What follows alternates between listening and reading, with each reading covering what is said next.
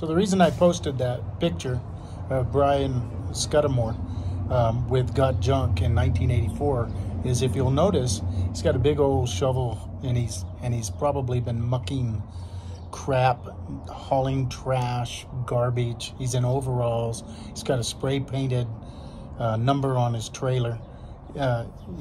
He's not much, but you look at him today and he's conquered the world. And when I see that, every time I see a Got Junk truck, I look at it, and if he can conquer the world, I certainly can conquer this area.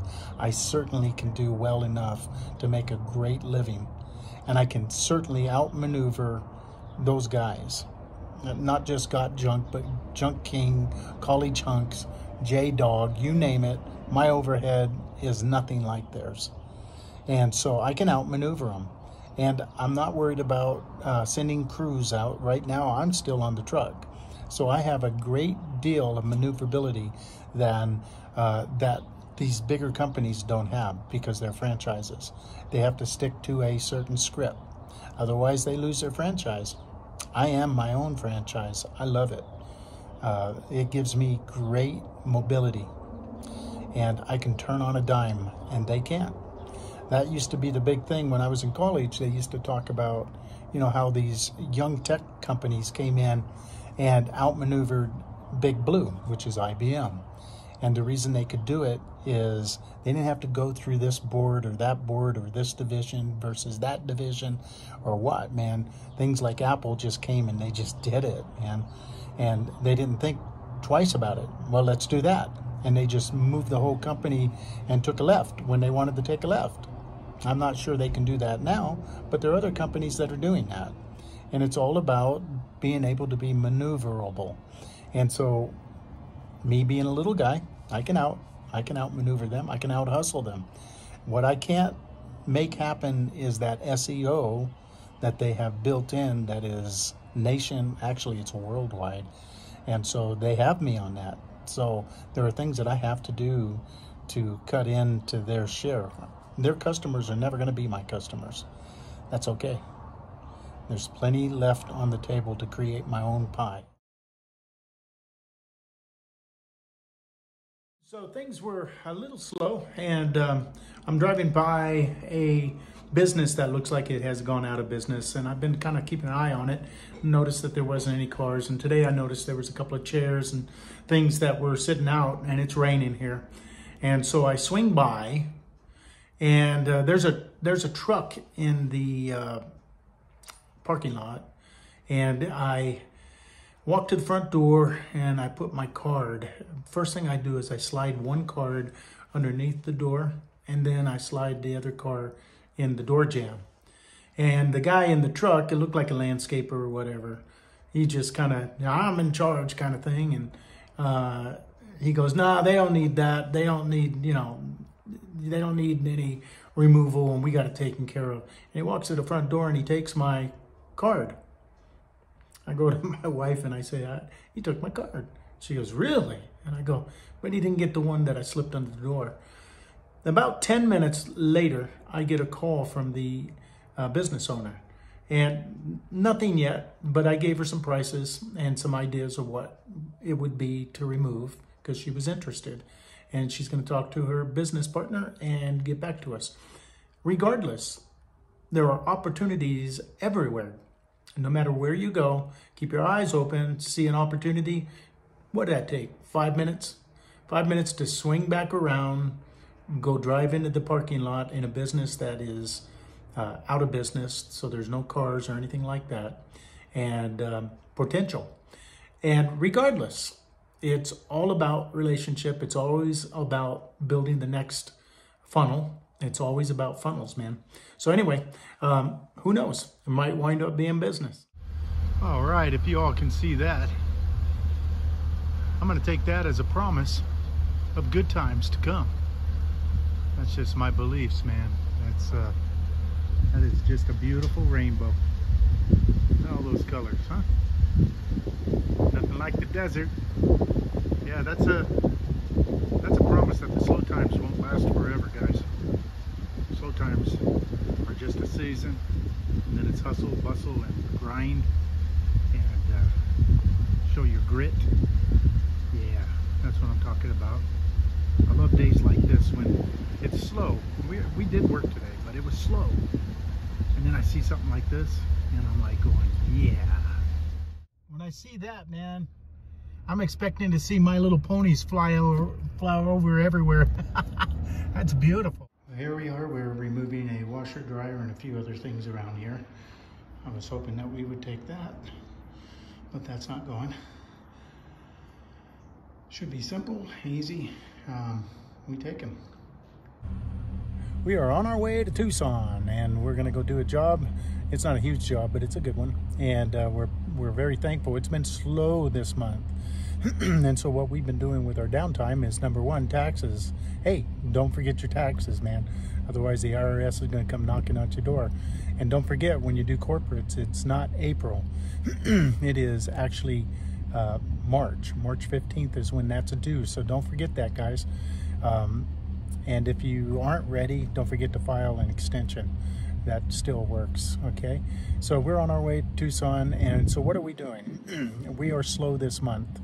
Unexpectedly, actually, and slow, but we are doing stuff that will ensure that we're busy in the upcoming months. We just hired a guy to do our SEO. I'm going to be happy to do a talk about that in a video once that gets rolling, and maybe an interview with the guy who's doing it. We are stoked with who we got. And then we name change, all that. We're hoping to get all this done in just the upcoming month or so. So we're excited. So a couple of things I've learned this month is, number one, I'm throwing prices out, and I don't care if they stick or don't. It's given me a hard attitude. You know how when fighters, especially like wrestlers or UFC fighters and all that kind of, right? If you and I were to get smashed on the ground like they do, we'd be black and blue. I wrestled for 12 years and used to get smashed like that and never even get bruised. And it's because they get body hardened. And the one thing that in this business you have to get is attitude hardened. And that is, you know what? I'm not chasing after the crap jobs. I'm going to chase after the ones that pay me what I need to be paid to make a profit, to make a living, and have some room to maneuver, man, instead of just going and getting every $100 bill. I'm just not going to do that. Stop worrying about the little guys, the guys who are chasing that. They're not going to be in business in 5 years. They're just not. There's no way. And if they are, I'm going to give them those jobs. I don't want them. It's kind of like the moving companies looking at some of us. Now, I don't do this, but there are many haulers that are moving furniture. They're not worried about you. I have a brother that has a moving company. He doesn't lose sleep on that. First of all, you don't have logistic straps. You take risks. That's up to you guys. But they don't lose sleep on you guys cutting in on that kind of action. Those low ballers, they can be rich, they can be poor. It's just an attitude, and they're just not going to pay what is worth. They look at you and they say, well, man, I'm not going to pay you $500 a load. I'm not going to do it. And that's okay. I don't want them as a customer. Everything in me that the key to success is to stop worrying about the $100 jobs and things like that, whether or not somebody is coming in and lowballing you or whatever. There's always going to be people like that. The whole idea is to stay focused, to stay dedicated, and do your thing. And you will attract your customers. I mean, there's 20, 25 companies in this county. If I was to worry about them, I'd never get my feet off the ground. I'd never get out of bed. I can't worry about them. I've got to dig in on my world. This is my world. This is my responsibility. This is what I did when I did landscaping. This is what I'm going to do now. So it's all a matter of attitude, man. Get your attitude up and your bills go up. And the more you chase money, the more you're going to chase money. It's like the pot of gold at the end of the rainbow, right? You're going to be chasing that forever because it's always moving. But don't let it come to you, man. So right there is my focus. Right there is my focus. It's all about that company, which is all about me which is all about service, and it's all about the customers that I will attract. It's all about that. Joe? I am getting rid of metals. What am I doing? Videotaping. Get to work. All right. That's what you need, guys, is a gal like this who hustles and works hard every day right alongside you. Real quick here.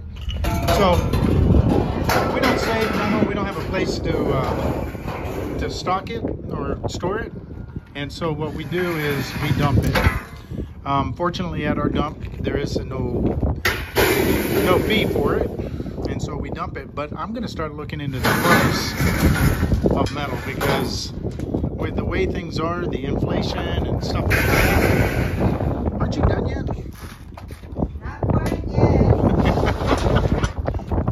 Anyway, you know, it may start paying to save a pile here and there and to run it to the scrap metal people. What do you guys do with your metals? Do you have to pay for it to be dumped, or do you? Dang, look at her go! Woof. Did you play for the Yankees?